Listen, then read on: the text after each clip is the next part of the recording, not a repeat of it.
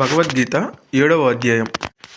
నీ మనసు పూర్తిగా నా యందు ఉన్నప్పుడు నన్ను ఎలా సమగ్రహించుకోవాలో, జ్ఞానం మరియు విజ్ఞానం దేనిని పెంచుకోవాలో నేను నీకు చెబుతాను.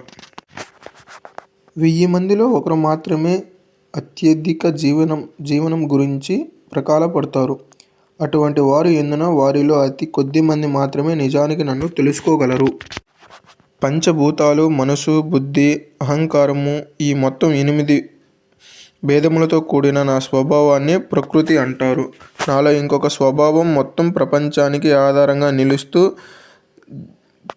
జీవిస్తాం.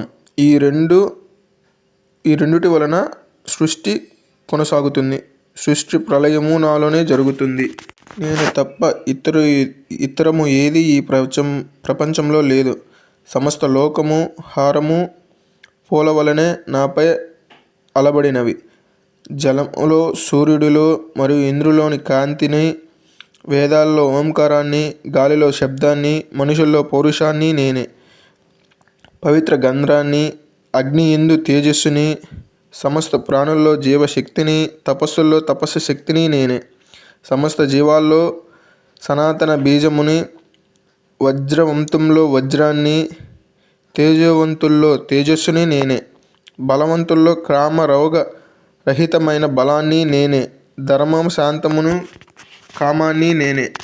సత్య, రాజస్సు, తపస్సు నా నుంచి కలిగినవే. ఈ 3 గుణాలు మోహం వలన ప్రపంచమంతా నన్ను తెలుసుకోలేకపోతున్నారు. నా ఈ దివ్యమును మాయను తప్పించుకోవడానికి నిరంతరము నన్నే భజించేవారు తప్ప మిగిలిన వారికి సాధ్యం కాదు. దుష్కర్మలు ఆచరించువారు మరియు అజ్ఞానులు ఆగు రక్షక స్వభావులు మనుషులు నన్ను పూజించరు. భక్తులు 4 విధాలుగా నన్ను పూజిస్తారు. అవసరాలలో ఆపదలో ఉన్నవారు, 2 సుఖ సంపదల వలన కోరుకునేవాళ్ళు, జ్ఞానాన్ని కోరుకునేవారు మరియు జ్ఞానులు, జ్ఞానాన్ని పొందేవాళ్ళు. జ్ఞాని నా ముందు అన్యోన్యముగా భక్తి కలిగి ఉంటాడు కాబట్టి ఆయన నా స్వరూపమే. జ్ఞానాన్ని సముపార్జించాక వారు సర్వము వాసుదేవమయంగా తలచి ఇది నా చివరి జన్మగా జీవనం గడపబడతారు.